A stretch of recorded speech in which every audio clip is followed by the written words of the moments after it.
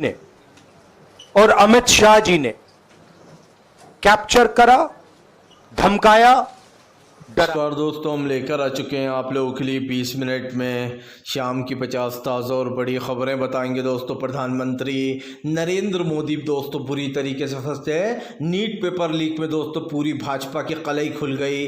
अग्निवीर के बाद ये सबसे बड़ी मोदी सरकार की गलती। आखिरकार क्यों दोस्तों फिर से एक बार देश में हिंदू मुसलमान करने की हो रही है कोशिश, एक के बाद एक उत्तर प्रदेश में हो रही हैं हत्याएँ।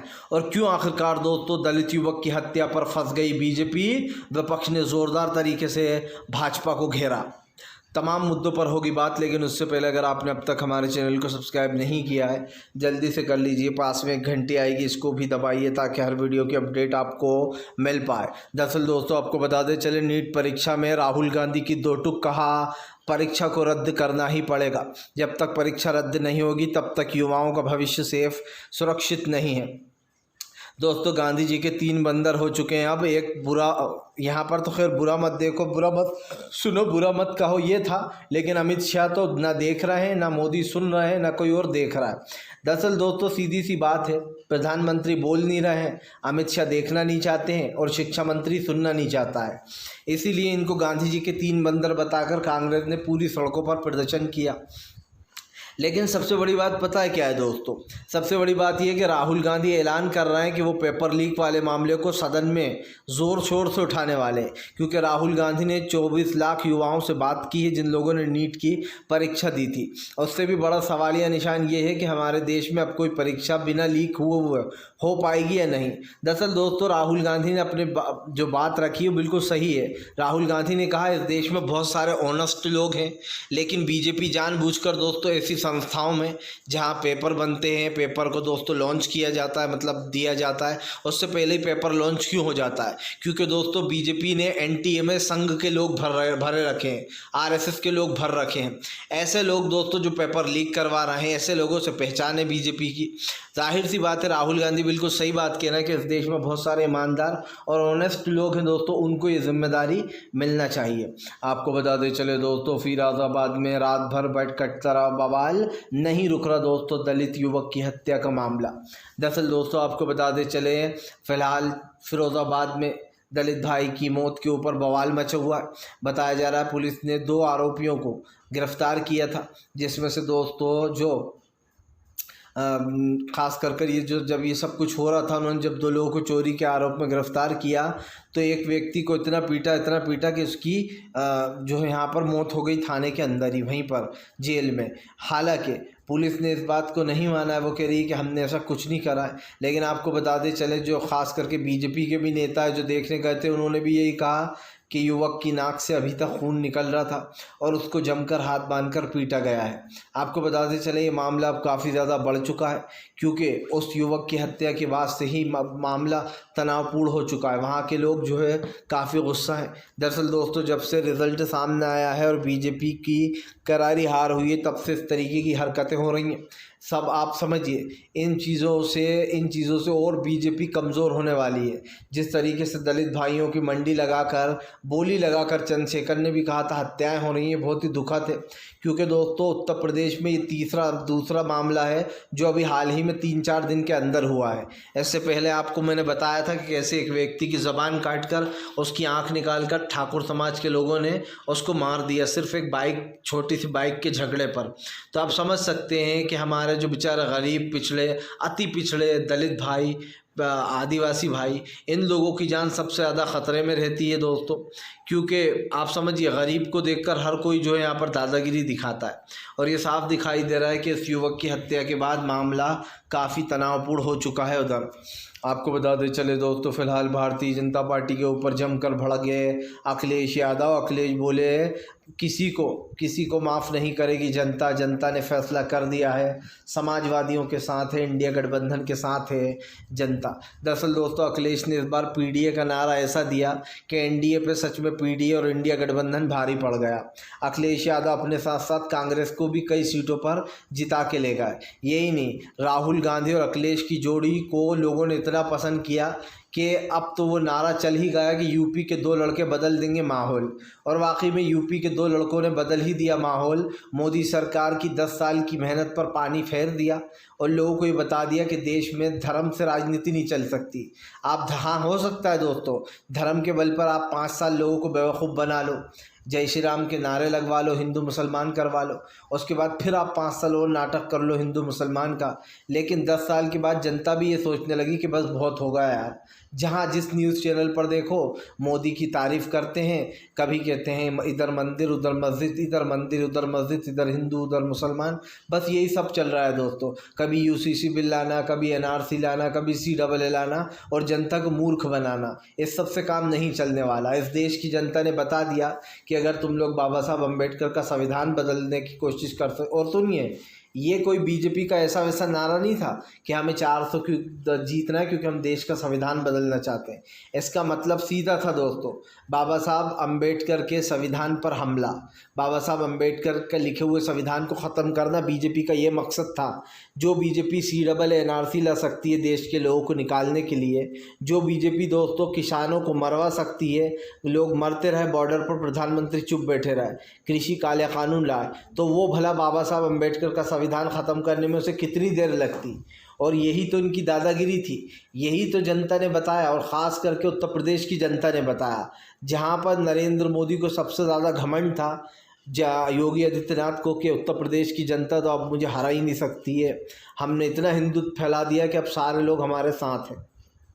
लेकिन हमारे दोस्तों दलित, पिछड़े, आदिवासी, अति पिछड़े, गरीब, अल्पसंख्यक, किसान, मज़दूर, इन भाइयों ने बता दिया दोस्तों कि देश में ऐसी सरकार नहीं चाहिए जो सिर्फ धर्म का बोलबाला करे और दोस्तों काम के नाम पर कोई जवाब नहीं।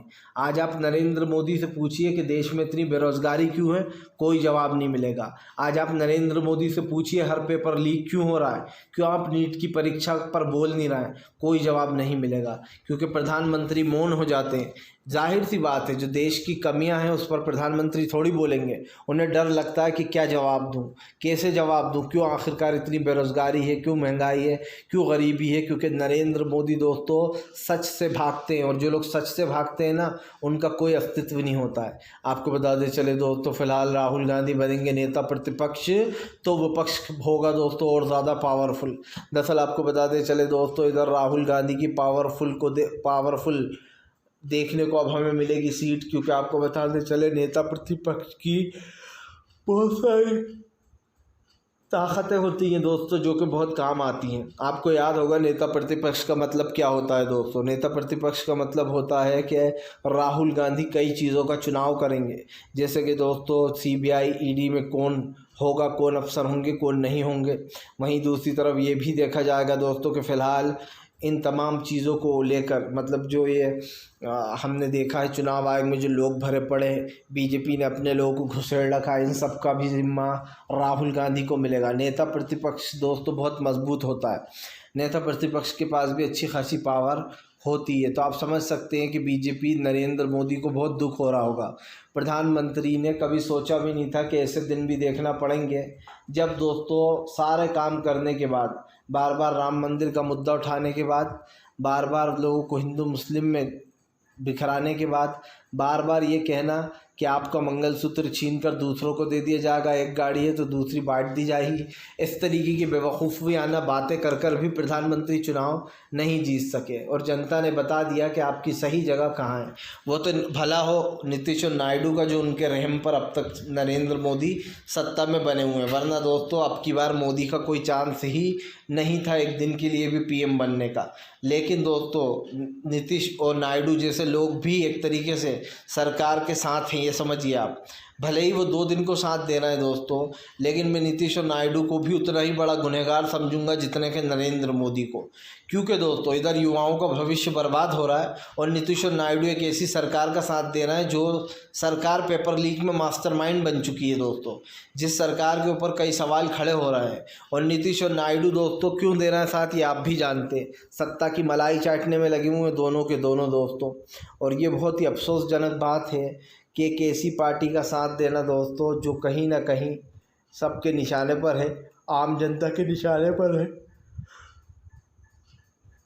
ये बहुत अफसोस की बात है दोस्तों कि फ़िलहाल ऐसे लोगों का भी साथ दिया जाता है। लेकिन खैर नीतीश और नायडू भूल गए कि जो भी बीजेपी के साथ होता है उसका आगे चलकर क्या हाल होता है। आज नहीं तो कल दोस्तों नीतीश और नायडू का भी वही हाल होने वाला है। इनको भी सत्ता से जाना ही पड़ेगा और बहुत बुरी तरीके से जाएंगे। लिख कर ले लीजिए, जो लोग देश के संविधान के ख़िलाफ़ काम करने वालों के साथ है दोस्तों, देश भी उनके साथ नहीं देगा।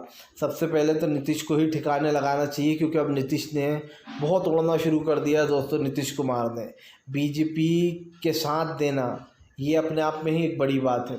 आपको बताते चले दोस्तों, फिलहाल भारतीय जनता पार्टी के ऊपर जमकर भड़कते हुए नजर आया असदुद्दीन ओवैसी। कहा महाराष्ट्र की सड़कों में आग भड़क रही है, लेकिन नरेंद्र मोदी चुपचाप बैठे। अब कहाँ गए नरेंद्र मोदी एसटी ओबीसी। दरअसल दोस्तों प्रधानमंत्री तांडव कर रहे थे कि हम धर्म के आधार पर आरक्षण नहीं देंगे, हम जैसे ही चुनाव जीतेंगे हम मुस्लिम आरक्षण ख़त्म करेंगे। ये लोग मुसलमानों को आरक्षण देते हैं कांग्रेस वाले, ये बीजेपी ने आरोप लगाया था। लेकिन दोस्तों अब बीजेपी ओबीसी एसटी किसी को आरक्षण नहीं देना चाहती। दरअसल दोस्तों महाराष्ट्र की सड़कों पर आगजनी हो रही है और एकनाथ शिंदे की सरकार चुपचाप बैठी हुई है। आपको बता दें ओबीसी समाज 50% पर आरक्षण को रोक दिया गया है, जिसको लेकर एसटी ओबीसी काफ़ी गुस्से में है। यही कारण है दोस्तों जो महाराष्ट्र में मराठा आरक्षण में बवाल मच रहा है, सड़कों पर टायर जलाया जा रहा है और एकनाथ शिंदे का विरोध किया जा रहा है। लेकिन दोस्तों अब आप देखिए नरेंद्र मोदी कितने बड़े पलटू हैं। चुनाव से पहले क्या क्या कह रहे थे कि हम मुसलमानों का आरक्षण ख़त्म करेंगे और एसटी ओबीसी को देंगे क्योंकि ये लोग मुस्लिमों को आरक्षण देते हैं, तमाम तरीके की बातें कह रहे थे। लेकिन दोस्तों नायडू के सामने नरेंद्र मोदी झुक गए, क्योंकि नायडू ने तो साफ कहा कि वो अपना आरक्षण वाला मुद्दा चालू रखेंगे और वो मुस्लिमों का आरक्षण देंगे। इधर दूसरी तरफ दोस्तों नरेंद्र मोदी की एक और पोल तब खुल गई जब प्रधानमंत्री की बड़ी बड़ी बातें सामने आ गई। आज मराठा लोग परेशान हैं, वो अपने दोस्तों आप समझिए आरक्षण को बढ़वाने की मांग कर रहा है, लेकिन इधर मोदी सरकार दोस्तों चुपचाप बैठी हुई है। तो आप समझ सकते हैं कि ये जो भी बड़ी बड़ी बातें करते हैं नरेंद्र मोदी, वो सिर्फ चुनाव जीतने के लिए होती हैं।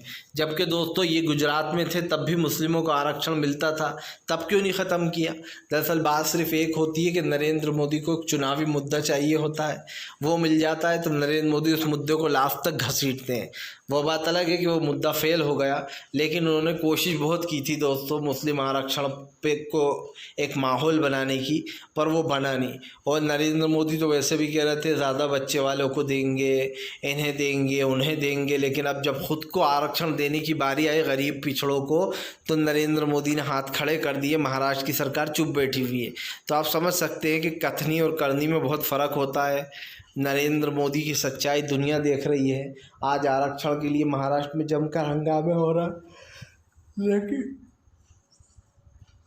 प्रधानमंत्री चुप है। और इसको लेकर ओवैसी ने जमकर बीजेपी पर निशाना साधा। ओवैसी ने कहा कि प्रधानमंत्री कह रहे थे ज़्यादा बच्चे वालों को देंगे ये, लेकिन अब प्रधानमंत्री कहाँ हैं। प्रधानमंत्री के ऊपर हमला बोलते हुए ओवैसी ने कहा कि तत्काल में ऐसा आरक्षण को बढ़ाना चाहिए जिसको 50% पर रोक दिया गया है। आपको बताते चले दोस्तों फिलहाल भारतीय जनता पार्टी की बढ़ने वाली मुश्किलें दोस्तों एक बार फिर से दोस्तों राहुल गांधी फुल फॉर्म में नज़र आने वाले। दरअसल दोस्तों महाराष्ट्र में फिर से विधानसभा चुनाव की तैयारियां शुरू हो गई हैं। जल्दी ही महाराष्ट्र और हरियाणा में चुनाव होंगे और दोस्तों यहां पर साफ साफ दबदबा दिखाई दे रहा है इंडिया गठबंधन का। महाराष्ट्र में चुनाव को लेकर दोस्तों बीजेपी का पैच फंसा हुआ है। ऐसा दूसरी तरफ साफ दिखाई दे रहा है दोस्तों कि एक तरफ महाराष्ट्र का चुनाव है तो दूसरी तरफ हरियाणा का भी चुनाव होने वाला है। आपको पता होगा दोस्तों कि यहाँ पर दोनों जगह पर जब चुनाव होंगे तो बीजेपी का क्या हाल होने वाला है। भारतीय जनता पार्टी इस चुनाव में बुरी तरीके से हार जाएगी दोस्तों, और इसका सबसे बड़ा रीज़न भी मैंने आपको बताया था कि चुनाव एक बहुत अहम चुनाव माना जा रहा है दोस्तों।